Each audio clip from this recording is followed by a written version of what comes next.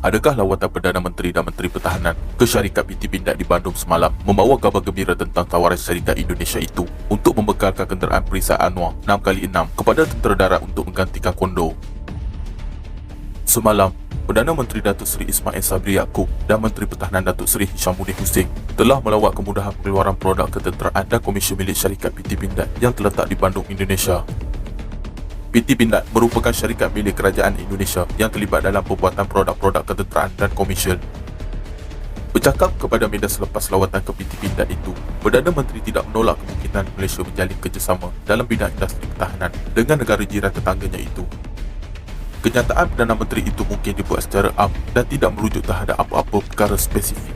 Tetapi oleh kerana PT Pindad sedang mengintai peluang untuk membekalkan kenderaan perisai 6x6 Anwar kepada tentera darat untuk menggantikan kondo, maka ia telah mengundang berbagai spekulasi.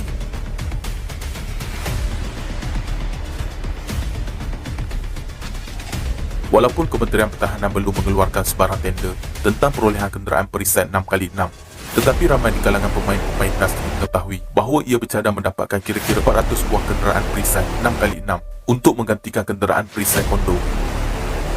Adakah kenderaan perisai Anwar keluaran PT Pindad itu bakal menjadi satu lagi bukti kerjasama pertahanan antara Malaysia dan Indonesia?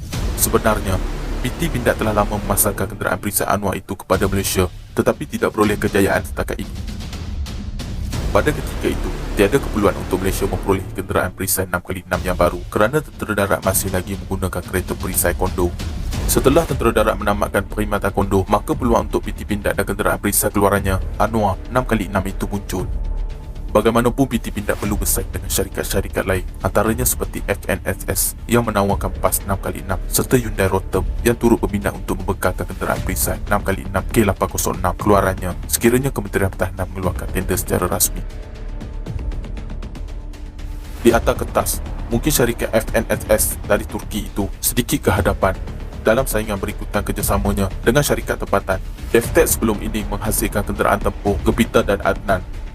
Kenderaan perisai Anwar itu datang dalam pelbagai varian daripada APC kepada Armour Fighting Vehicle dan lain-lain lagi. Sebenarnya, kerjasama pertahanan antara Malaysia dengan Indonesia bukanlah sesuatu yang asing.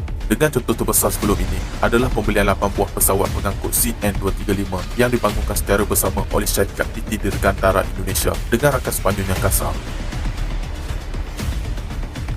Kerjasama itu diteruskan sehingga hari ini dengan 3 buah pesawat pengangkut CN-235 TUDM itu kini berada di kemudahan PT Dirgantara Indonesia di Bandung. Bagi kerja-kerja menaik taraf kepada varian Maritime Silverline Aircraft, usaha-usaha menaik taraf 3 buah pesawat CN-235 milik TUDM kepada varian MSA itu dibiayai oleh Kerajaan Amerika Syarikat menerusi program Maritime Security Initiative.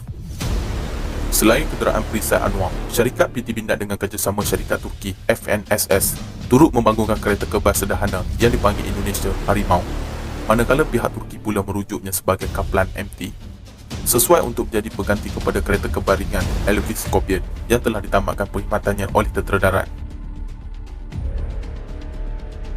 Berat kereta kebas sederhana Harimau ini adalah sekitar 30 hingga 35 tan dan persenjataan utamanya adalah meriam 105mm berbanding kereta kebas ringan Scorpion yang dilengkapi dengan meriam 90mm.